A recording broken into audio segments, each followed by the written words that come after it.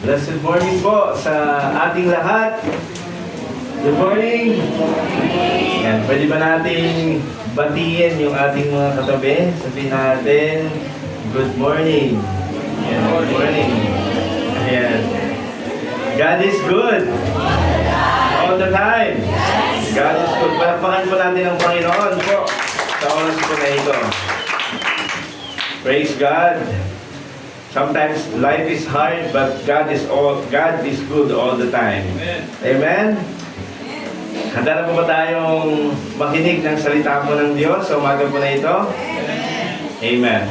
Sige po, itaas po natin sa Panginoon ang ating pag-aaral ng salita ng Diyos. Aming dakilang Diyos, mabuting Diyos, tapat na Diyos, tinataas po namin sa inyo ang aming pag-aaralan po sa umaga na ito. Salamat po sa kalayaan ng pag-aaral at pakikinig na yung salita. I-bless you po ito upang paunawaan namin, ma-apply namin sa aming mga buhay. Salamat po.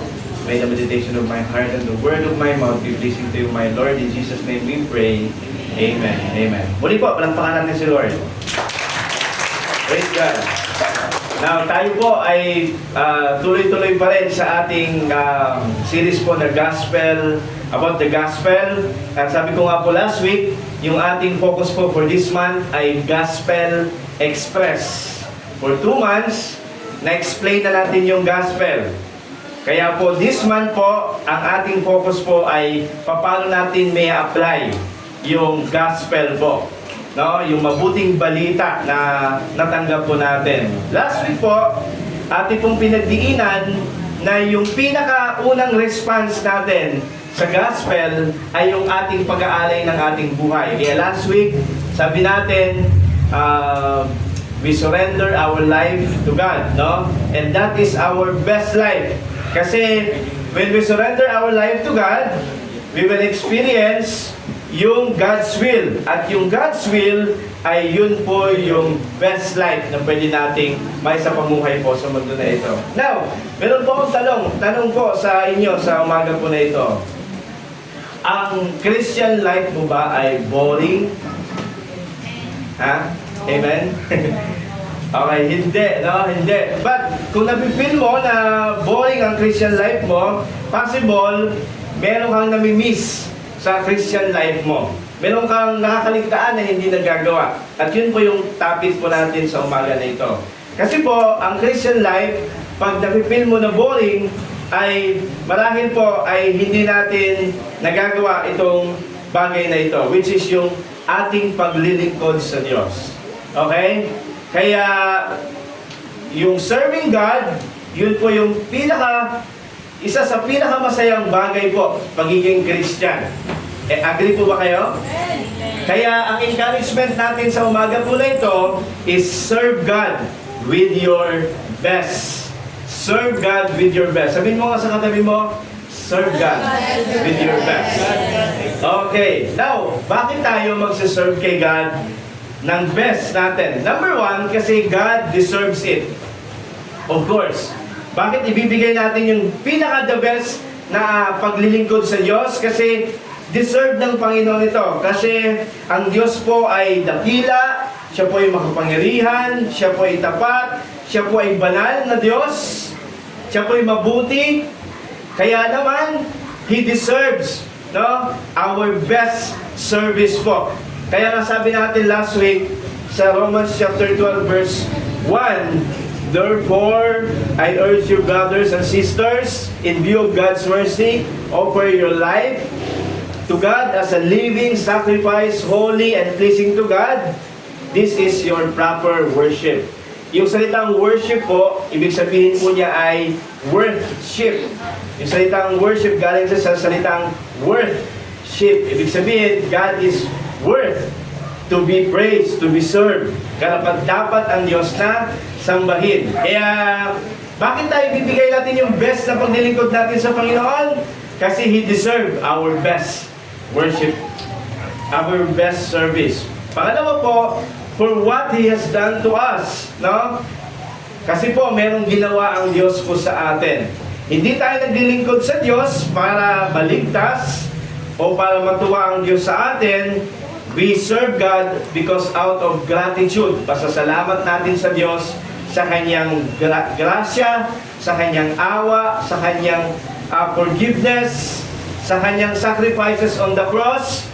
Bakit? Kaya yun po yung dahilan kung bakit tayo maglilingkod po sa Panginoon. For what He has done. Hindi rin tayo nagsiserve kay Lord para i-bless tayo ng Panginoon. We are blessed.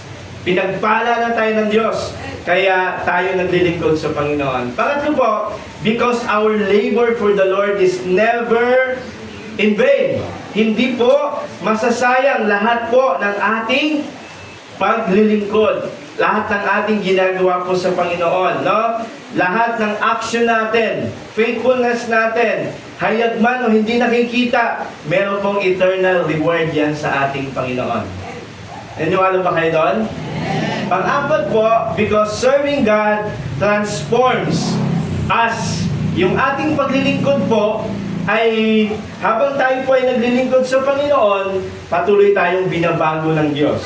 Kaya nga, tayo, sabi natin, ay hindi pa kasi ako okay na okay.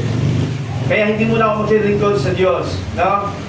Alam nyo, kahit hindi ka okay, pwede kang gamitin ng Panginoon. Tama ba? Si Jonah nga eh. No? Ginamit ng Diyos kahit ayaw niya, kahit tumalikod siya, kahit tumakbo siya eh. Ibig sabihin, habang naglilingkod ka sa Panginoon, ay inaayos ng Diyos yung ating buhay. No? Binabago ng Diyos yung ating mga buhay. Alam niyo po, sa paglilingkod sa Diyos, talagang mababago po ang buhay natin. Unang-una, kasi magkukumit ka eh. Magkukumit ka ng time, ng energy, no, ng sacrifices mo sa Panginoon. Kahit meron kang trabaho, kahit meron kang busy ka, ibibigay mo sa Diyos. It can develop your character. At minsan po, sa ministry po, ay hindi lahat ng tao agree sa iyo. Diba? Pagkasama sa ministry, pag nasa church ka, iba-iba ang character, iba-iba ang pag-uugali. No? And sometimes, it develops your character. Tama ba? Kaya habang nagsiserve ka kay Lord, ay nababago yung ating mga buhay. Sabi ko lang 1 Corinthians chapter 15, verse 58, kaya nga, mga minamahal kong kapatid, magpakatatag kayo at huwag matinag, maging masipag kayo palagi sa paglilingkod sa Panginoon.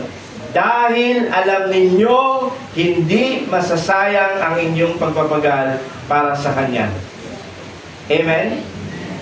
Walang sayang sa ating paglilingkod. Amen po ba? Walang lugi sa pagbibigay ng ating effort, ng ating time, resources, sacrifices para sa pagsiserve kay Lord. Hebrews chapter 6 verse 10, makatarungan ng Diyos, hindi niya malilimutan ang inyong ginawa at pagmamahal ng inyong pinakita at hanggang ngayon ipinapakita sa pamamagitan ng paglilingkod ninyo sa mga hinirang ng Diyos. Tingnan niyo po mga kapatid, hindi daw po malilimutan ng Diyos. Everything will be rewarded. Walang mawi-waste po, walang masasayang. Kaya, serve God with your best. Amen? Because God deserves it, because of what He has done, because everything will be rewarded, walang masasayang, at ito po ay magbabago sa ating buhay. Gusto po yung sinabi po ni Martin Luther King, no? Sabi niya, kung ikaw daw po ay tinawag na tagawalis sa daan, magwalis ka daw sa daan katulad ni Michelangelo na nagpipaint. Talagang grabe yung kanyang pagpipaint, buong puso, no? Pag magwawalis ka daw sa daan, tinawag ka para magwalis. Katulad daw po ni Shakespeare sa kanyang pagsusulat ng tula, no? Ibig sabihin, ganun kagaling ang pagbibigay, no? Kung ikaw daw po ay magwawalis sa daan, ay katulad po ni Beethoven. Ni Beethoven, yung gumagawa ng mga kanta. Ibig sabihin, give your best shot pag naglilingkod ka sa Panginoon. Isipin mo daw, He should sweep streets so well that all. Isipin mo daw, pag kahit ganun lang daw ginagawa mo, isipin mo, ang mga anghel sa langit, sa lupa, ay nakatingin sa iyo at sinasabi sa iyo, napakagaling mo namang tagapagwalis ng daan. No? Kaya ano ibig sabihin mga kapatid? Kahit malaki man o maliit, ang ginagawa mo sa Panginoon, give your best. Kung ikaw ay usher, wear your best smile. Tama? Kung ikaw ay musician, tagatugtog, practice your piece. Every time natatayo ka. Kung ikaw ay naka-assign para mag-share sa Bible study, sa prayer meeting, give your best to God. Kung ikaw ay nagtatrabaho at ginagawa mo yan sa Panginoon, gawin mo yung pinaka-the best mo. Amen po ba? Kasi lahat yan ay ginagawa natin sa Panginoon. Amen? Amen. Kaya anong title natin ngayon? Serve God with your best. Ngayon po, nilatag po natin kung bakit tayo magsaserve with our best. Now, ang tanong ngayon is, paano tayo magsaserve with our best? Paano ba tayo magsaserve with our best? Number 1 po is serve God with humility. No? Paano tayo magsaserve with our best? Maglingkod daw po tayo sa Diyos na merong pagpapakumbaba. Tingnan niyo po ang sabi ng Bible po sa atin. Sa Romans chapter 12 verse 3. For by the grace given me, I say to every one of you. Sabi diyan, do not think of yourself more highly than you ought, but rather think of yourself with sober judgment in accordance with the faith God has distributed to each of you. Paano daw tayo magsuserve? Serve God with humility. At ang sabi po diyan ay pamagitan daw po ng biyaya ng Diyos. Pag maglilingkod tayo, isipin natin, ito po ay biyaya ng Panginoon. Di ba nitong mga nakaraang Sunday, diniscuss po natin ano ibig sabihin ng biyaya, ng grace? Ano ibig sabihin ng grace? Pag sinabing grace, tinanggap mo na hindi ka karapat-dapat. Kaya mga kapatid, yung paglilingkod sa Diyos, ay tinanggap mo yan kahit hindi ka karapat-dapat. Binigay sa iyo ng Panginoon yan. Hindi tayo deserving na umawit, magsalita sa harapan, manguna. No? Pero binigay po sa atin ng Panginoon yan. Hindi ka maglilingkod kasi magaling ka. Hindi natin iisipin yan, ay, kaya ako papagamit kasi magaling ako. No? Hindi tatakbo ang ministry pag wala ako. No? Hindi ganon. Kundi, nagsiserve ka kasi binigyan ka ng pagkakataon ng Diyos para magamit at para sa kanyang kaluwalhatian. Amen po ba? At ang sabi dyan, ano sabi? Do not think of yourself more highly than you ought. Ibig sabihin, merong humility. Do not think of yourself more highly than you ought. Huwag mo daw isipin na mas nakakataas ka sa iba. Now, ano po ba yung humility? Yung humility po is, ito po, no? Pag iniisip natin na mas mataas tayo sa iba, mas magaling tayo sa iba, yan po ay pride, kayabangan. Pag iniisip naman natin na sobrang baba naman ang tingin natin sa sarili natin, ay hindi ko kaya yan, ay iba na lang, yun naman po ay false humility. Kaya yung humility ay, ito po ay pagtingin sa iyong sarili kung paano ka tinitignan ng Diyos. No? Amen po ba? Ibig sabihin, ikaw, ako po, lahat tayo, bawat isa sa atin, meron tayong binigay ang Diyos. Very unique para sa atin. Kaya wag mo i-compare yung sarili mo na mas mataas o mas mababa. Kaya sabi dyan, rather think of yourself with sober judgment. Tignan mo yung sarili mo na merong tamang pagkaunawa sa iyong sarili. Kaya ito po ang ibig sabihin ng true humility. No? True humility is not thinking less of yourself. It is thinking of yourself less and thinking more of God and others. Naintindihan niyo po? Parang gulo, no? Hindi ko rin naintindihan eh. No? Sabi dyan, sa Tagalog po, ang tunay na pagpapakumbaba daw po ay hindi ang mababang pagtingin sa sarili, kundi ang pagiging sentro, ay kung ang hindi pagiging sentro at ang mas higit ang pag-iisip tungkol sa Diyos at kapakanan ng iba. Sa madaling salita po, ang pagiging humble po ay hindi yung binababa mo yung sarili mo, kundi nakikita mo ang Diyos. Yung pwedeng gawin ng Diyos sa buhay mo at hindi rin para sa iyo, kundi para sa ibang tao. Diba? Tayo kasi, ano tayo eh, in nature, tayo po ay makasarili. Tama po ba? Ako lang. Tingnan niyo po, pag meron kayo nakitang group picture, sino ang unang titignan mo? Group picture. Ha? Sarili mo, tama ba? At pag maganda ka, doon sa picture na yun, gwapo ka, maayos ka, sabihin mo, ang ganda ng picture na to, di ba? I-post natin to, no? Kaya naman, display natin to. Tama? Maganda ka kasi doon eh, di ba? Pero pag hindi ka hindi maayos yung ano mo doon. Ulit, di ba? Kaya naman, ang pangit naman ng picture na to, pakibula ko, huwag niyo ipopost yan ha. O kaya huwag niyo itatag dyan ha, pag pinost niya yan, di ba? Why? Kasi by nature po, we are thinking of ourselves lagi. Tama? Pero ang sabi dyan, ang true humility daw po ay thinking of God and thinking of others.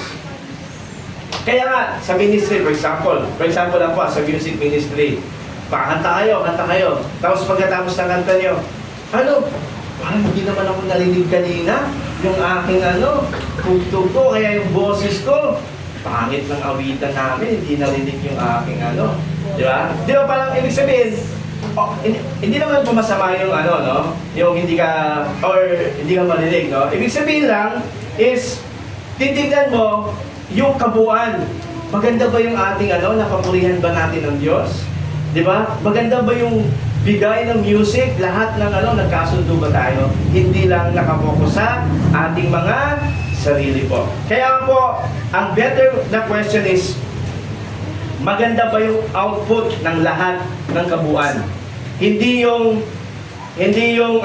nag-glorify ba si God sa ating ginawa?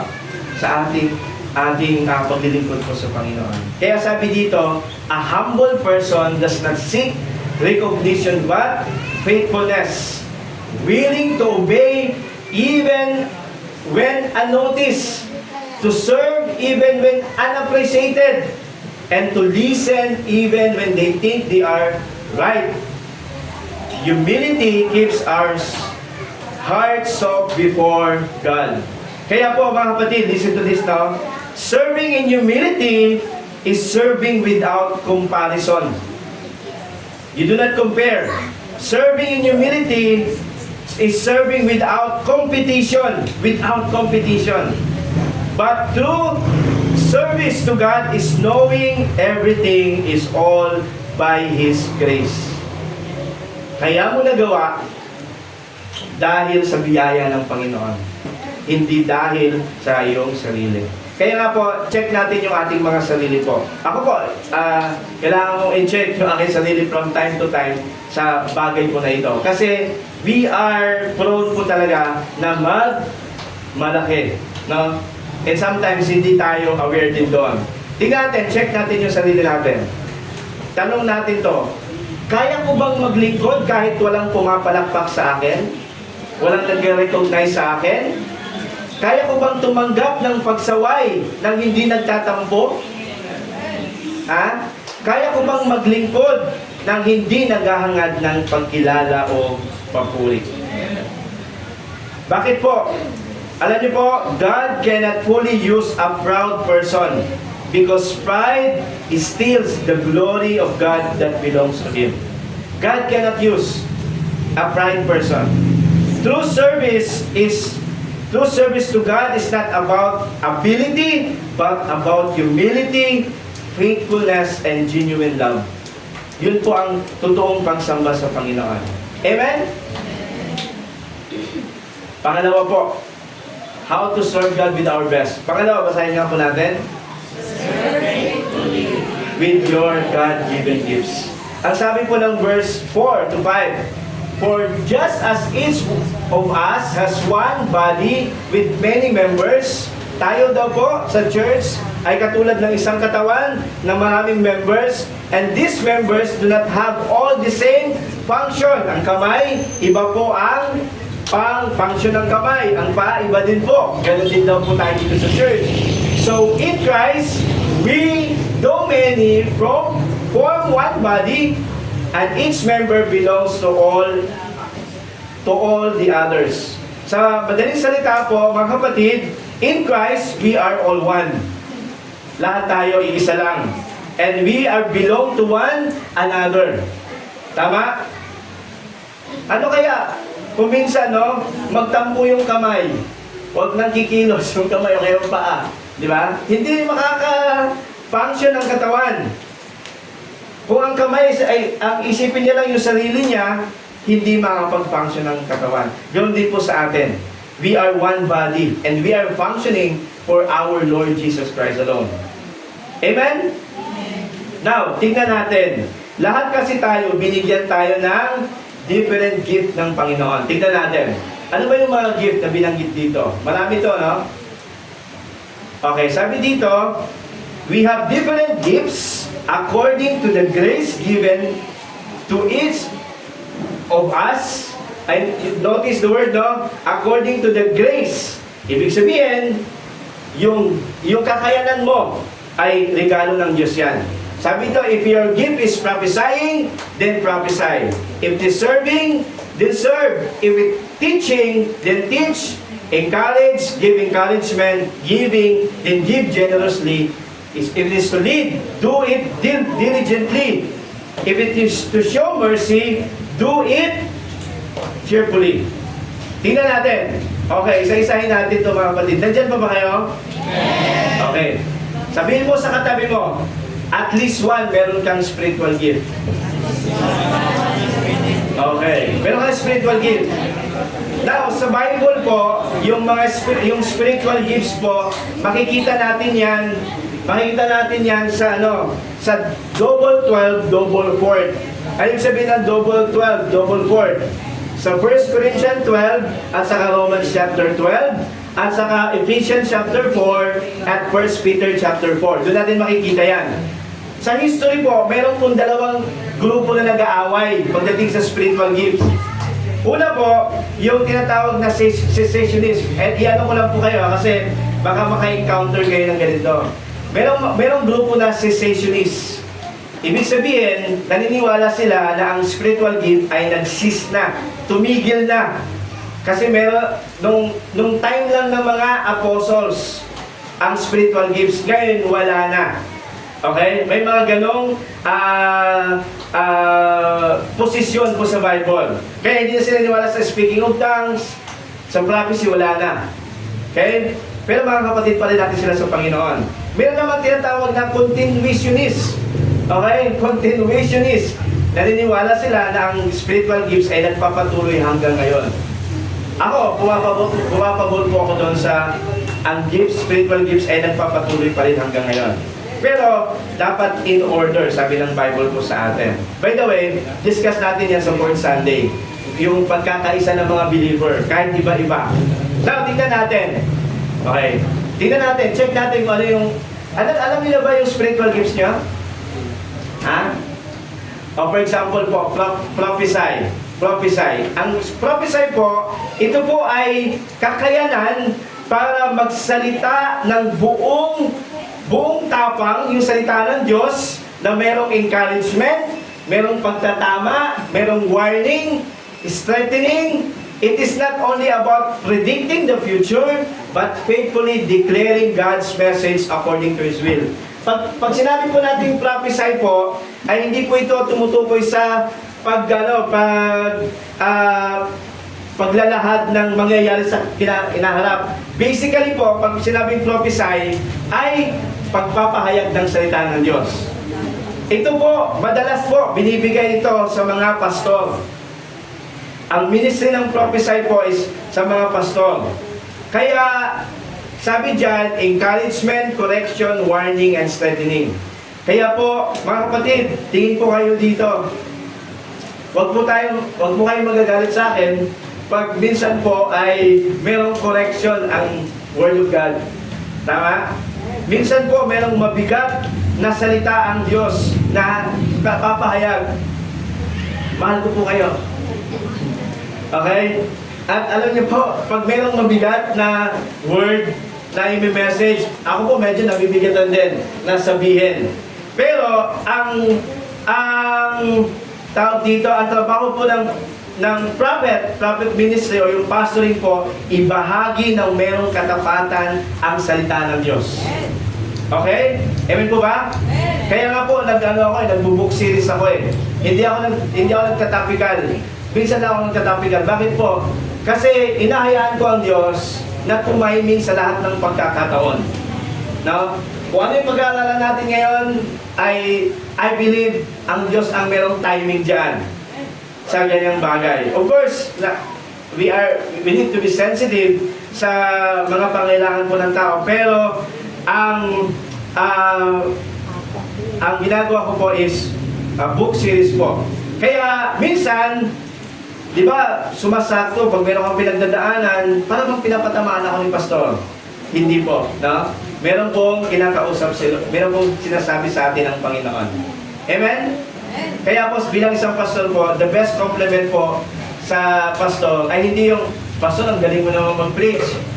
Nung nakaraan, nandun ako sa Azalea, kaibigan ko naman dati, sabi niya, uy, magaling ka naman mag-preach ngayon ah. Para sa amin po, hindi po masyadong compliment yon. Para sa akin ha, ang compliment po sa akin is yung salamat sa buhay ko kasi kinakusap ako ng Lord doon sa pinahayag mo. Kasi preaching is not about me.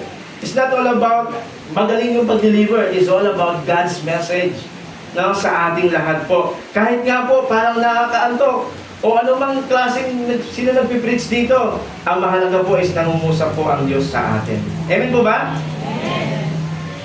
Ano pa po? Pangalawa po is serving. Nandyan pa kayo? Parang mahaba pala ito ah. Yung mga nagsiserve po, ito po yung gift na, ayan nyo lang po ah, ito, pasadaan ko lang po. Okay? Ang serving po, ito po yung gift na joyfully meeting practical needs and helping others behind the scenes. These people often support the ministry through action rather than public attention. Itong mga tao na ito yung gumagawa bago at pagkatapos yung gawain. Di ba? Kanina po, hindi po Holy Spirit ang nag-ayos ng upuan. No, mayroong mga nag-ayos ng upuan. At they are serving God, hindi sa harapan, hindi sila palaging nakikita. No? Masaya silang ginagamit ng Panginoon. Maganda yung sinasabi ni Brother Joji, secret ministry. No? Ay, gusto ko yun, na may mga tao talaga na ginagamit ang Diyos, hindi nakikita, pero masaya silang ginagawa po yun. Pwede ba natin palampakan si Lord? Buhay nila. Ano ba po? Teaching. Teaching, the ability to explain God's Word accurately so people can understand and grow spiritually. Sa church po, merong mga tao na magaling magturo kahit hindi po pastor. Yung pag nag-explain po sila, ay lalong lumiliwanag po ang salita ng Diyos. Malalaman mo na meron kang ganitong teaching. Pag nagsasalita ka, hindi ka tinutulugan. No? Pero pag nagsalita ka, parang natutulog na lahat, alam mo na kung wala kang dito. Baka iba yung spiritual gift mo. Ano pa po? Encourager. Encouraging. The ability to strengthen, comfort, motivate, and challenge people in their walk with God. Encouragers help others continue in faith. Ako po, gusto ko po at palibutan ako ng mga taong nag-i-encourage po. Kasi napakahalaga po nila sa ating simbahan. No? Yung bang nag-i-encourage. Yung bang kakausap sa'yo at i-encourage ka sa faith mo, kaya mo yan. Kahit anong pinagdadaanan mo, kaya mo yan. Pero ba kayo ganun nakausap? Yung bang kinausap mo, tapos puro bigat na bigat ka, pero kinausap ka at napagaan ang kalooban mo. Meron ka ba nakausap din na kinausap mo, lalo ka ng problema? Baka hindi ganun ang niya, ang gifting po niya, no? Kaya we do not compare kasi iba-iba po ang gift po natin. Example po, si Barnabas. Alam niyo po, si Barnabas, hindi masyadong kilala sa Bible, pero si Barnabas, siya po yung tumulong kay Pablo, nag-encourage kay Pablo. Kung babasahin niyo po sa Acts chapter 9, si Pablo po, hindi po madaling nakapasok sa community ng believer. Kasi nga, si Pablo, pinapatay niya yung mga disciple, mga Christians. Tapos pumasok siya sa church. Siyempre, naisipin ng mga tao. Bagamat alam nila na-convert na si Pablo, di ba? Kaya katabi mo si Pablo, tumataas ka ng kamay. Baka isipin mo, bigla kang saksakin nito kasi dati mamamatay tao. Pero alam niyo po, dahil kay Barnabas, madaling tinanggap po si Pablo sa community. Dahil kay Barnabas din, hindi po masyadong na-discourage si Pablo para magpatuloy at magpagamit po sa Panginoon. Hindi masyadong halata sa Bible, pero si Barnabas is an encourager, sabi po ng Bible po sa atin. Amen? Sunod po, giving. The gift of sharing resources, finances, time, possession with sincerity and joy for God's work and for all and for people in need. Ito po, kailangan din po natin dito sa church, no? They cannot physically present most of the time, but they support the ministry financially. Ito yung mga tao na lalong pinagyayaman ng Diyos. I remember po, kung kilala niyo po, si Henry Parson Crowell. So Henry Parson Crowell po, siya po ay founder ng Quaker Oats. And kasama po siya ni Dwight L. Moody, the great evangelist. Sabi niya, gusto niyang sumama kay Dwight L. Moody sa ministry niya, pumunta ng ibang lugar para mag-evangelize, pumunta ng ibang bansa, pero may sakit po siya. He is not able to travel. Kaya ang ginawa ng Diyos sa kanya, dahil physically unable siya, pinagpala siya ng Panginoon. No? Nagbukas ang Diyos ng business sa kanya, kaya po, siya po ang nag-found ng The King's Breakfast, Quaker Oats, at siya po nagsusupport sa gawain po ni Dwight L. Moody. Kaya po, dito po sa Pilipinas, anong pinakamayaman na church sa Pilipinas? CCM, di ba? Bakit po? Kasi nag-a-advance talaga yung kingdom ng Diyos. Bakit po? Nandiyan si Henry C. sa kanila, di ba? Henry C. Jr. Yun na nagsusupport, isa sa mga supporter po nila. These people using by God to support God's ministry. Ano pa po? Leadership. This is the ability to guide, organize, and care for people, responsibility, and faithfully. A godly leader serve with wisdom, vision, and integrity. Ito po mga leader po natin, meron silang gift ng wisdom, vision, and integrity. Mabilisan na lang, no? Ako po, ang prayer ko sa Pilipinas, that someday, God will ordain a president na visionary, na hindi lang nakikita ang bansa natin sa loob ng 6 years. Dapat makikita sa loob ng 50 years. Yun ang nakikita niya. Kasi sometimes, ang mga politician, nakita lang yung term niya, yun lang nakita. Pero I pray that God will ordain a leader, a visionary, na makita niya after 30 years, 50 years. No? And ganoon din po sa church natin. Pinagkaroon tayo ng mga tao na merong gift of leadership. Huli po, mercy. Ito po yung special sensitivity toward hurting people, showing compassion, kindness, patience, and care for those who suffer. Ito po yung mga tao na ito na naglilingkod, na talagang sobrang maawain. No, they care for people, those who are hurting. And marami pa po. Meron tayong mga bagong talents ngayon. Meron tayong mga bagong skill ngayon. By the way, kung you are convicted by the Lord na pumasok doon sa media creatives po natin, pasok po tayo. Kasi pwede tayong magamit ng Panginoon sa music, sa dance, no, sa iba pong kakayanan binigay sa atin ng Panginoon. Pwede ba natin palakpakan ng Diyos sa mga tao po na ginagamit po ng Panginoon dito?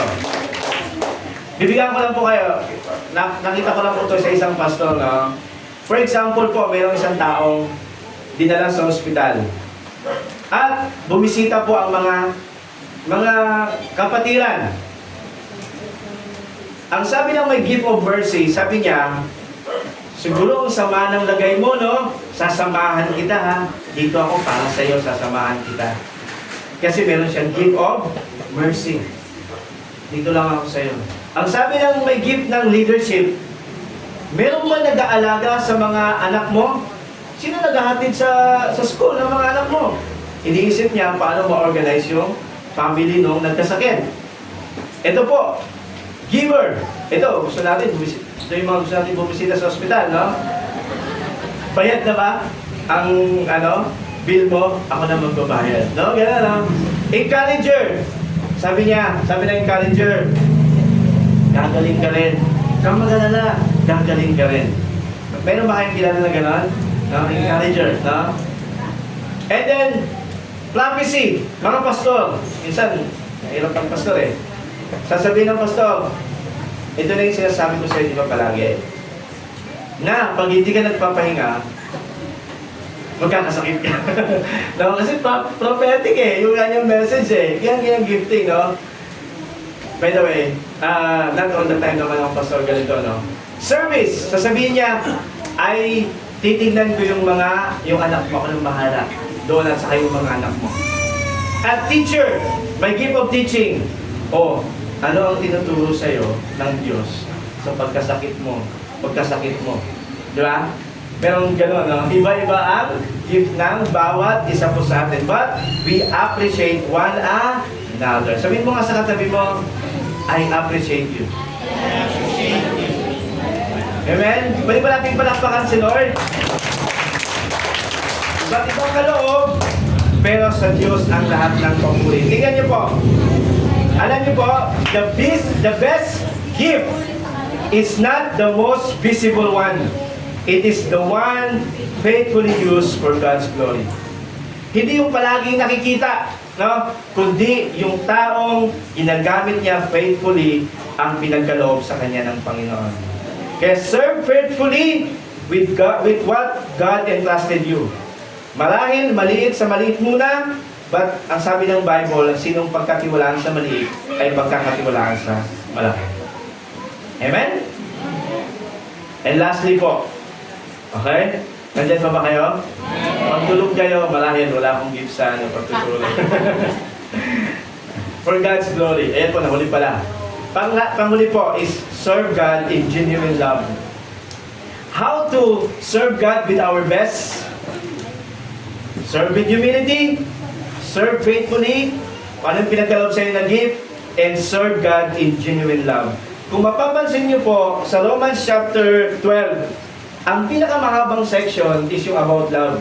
9 to 21. Bakit po?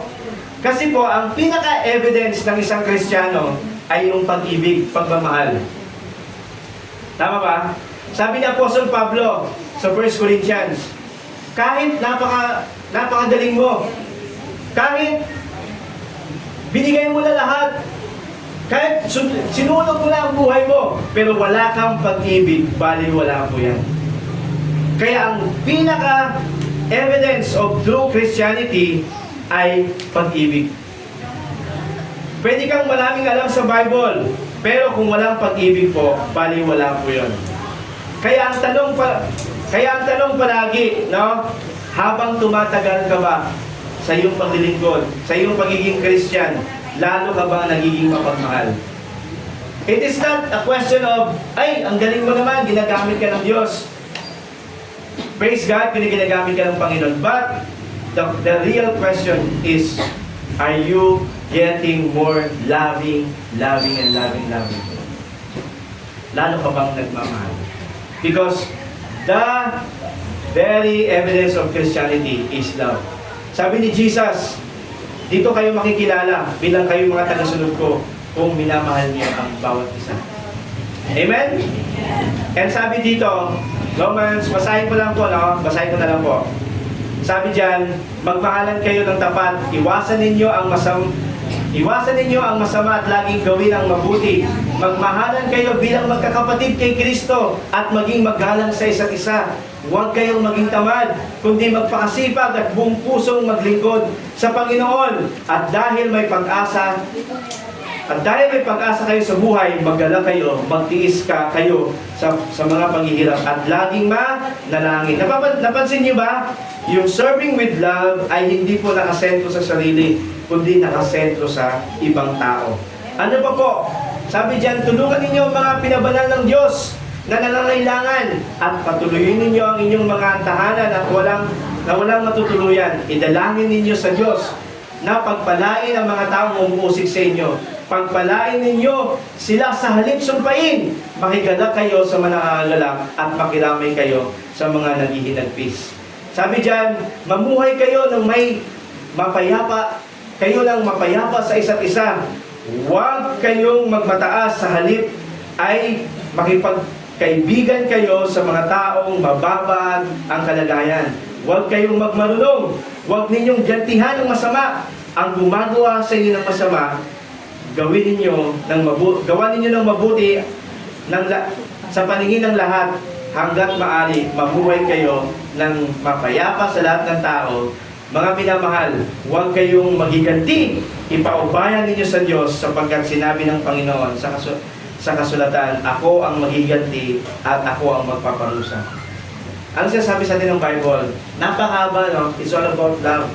Kasi yung true test of Christianity is loving, nagmamahal. Nalala ko po, nung nakarang Sunday, punta kami doon sa Macdo, tapos may nag-gather kasi doon na church.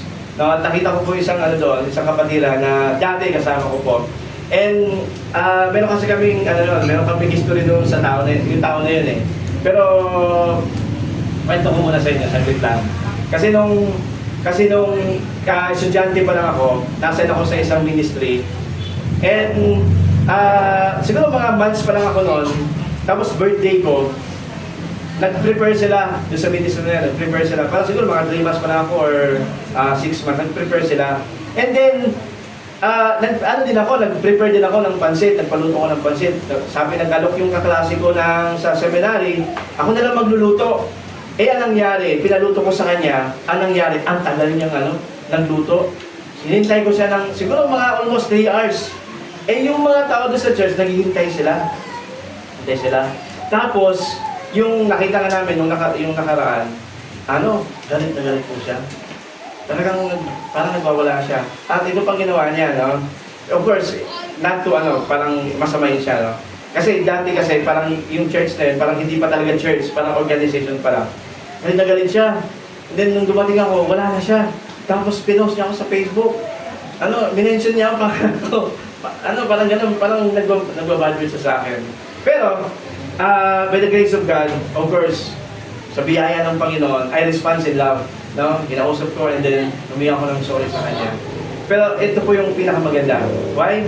Kasi, alam niyo po, hanggang ngayon, tinuturing niya po ako na by the grace of God, sa Diyos po ang papuri. Tinuturing niya po ako na isa sa mga nag-disciple talaga sa kanya.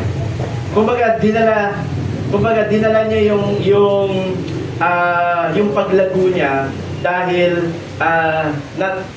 nakapag-impart ako sa kanya ng pananampalataya. Ibig sabihin, sa madaling salita, no, sabi ng Bible sa atin, sa mga taong nag-argue sa atin, sa mga taong gumagawa sa atin ng masama, gawan lang natin sila ng mabuti. And God will take revenge. No? Pero sa biyaya ng Panginoon, hindi naman siya, pinatawad naman siya ng Panginoon at lumago siya sa kanyang pananampalataya. Ang ibig ko lang pong sabihin ay serve God with genuine love. Amen po ba? Because in the ministry, sometimes merong disappointments, merong disrespect, merong dishonor, merong mga hindi magandang nangyayari, but always choose to love. Always choose to love. If people sa ministry, kahit Christian na, they can hurt you. but always choose to love. Because the greatest evidence of Christianity is love. Loving one another. Amen? Pwede ba natin palakpakan ng Panginoon? And serve God with your best. Best ngayon kasi mahaba yung preaching ko. Sorry. Nandiyan pa ba kayo? 2 hours pa to eh. Hindi, joke lang po. Joke lang po. Malapit na pong matapos. Sa ministry, we do our part and God will do His part. We do not focus on the outcome. We do our part, even napakasimple, napakaliit, and God will bring the outcome. Sabi ng Bible, ako ang nagtanim, sabi ni Pablo, at si Apollos ang nagdilig, pero ang Diyos pa rin ang nagpapatubo. Ang Diyos pa rin ang nagpapalago. Sa madaling salita ko, sa Diyos lahat ng papuri. Tayo po ay instrumento lang ng pagkilos ng Panginoon. Kahit wala ka, kikilos ang Diyos. Pero dahil nandito tayo, magpagamit tayo sa ating Panginoon. Amen? Sabi ng Bible sa atin, so 1 Corinthians po yan, sabi diyan, may magtatayo ng pundasyon na ito nagagamit sa mabuting klase na materyales gaya ng ginto, pilak at mamaling bato. Mayroon namang gagamit lamang ng kahoy, tuyong damo at dayami. Ngunit sa araw ng paghukom, makikita ang kalidad na tinayo ng bawat isa dahil susubukin ito ng apoy. Lahat ng ating paglilingkod po sa atin, dito po ay ipapadaan po yan sa apoy. To check if our service is genuine. Lahat yan. At ang sabi ng Bible sa atin, kung ang ititayo ay hindi masusunog, tatanggap ng gantimpala ang nagtayo. Kaya sa atin, bilang isang Christian, hindi natin focus kung siya ba, ako, ibang tao ba, ibang ministry ba ay, tama ba yung motibo niya? Ang focus natin ay ating sarili. Maglingkod tayo ng buong puso, ng buong sinseridad, at panang araw ko, sasalang tayo sa pagsasala ng Panginoon. Ngunit kung ito na may masunog, wala siyang tatanggapin gantimpala. Ganun pa man, maliligtas siya, ngunit tulad lamang ng isang taong nakaligtas sa sunog na walang nailigtas na kagamitan. Kaya mga kapatid, serve God with your best. Amen? Palakpakan po natin ang Panginoon. God bless po sa ating lahat. Thank you po.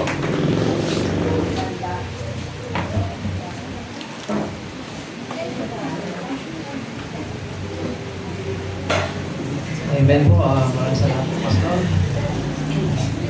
Po, yung ating pong napag-aralan ay nga po, pili po natin kung ano yung mga ability na binigay sa atin ng Diyos, at pagyamanin po natin ito. Maraming salamat po.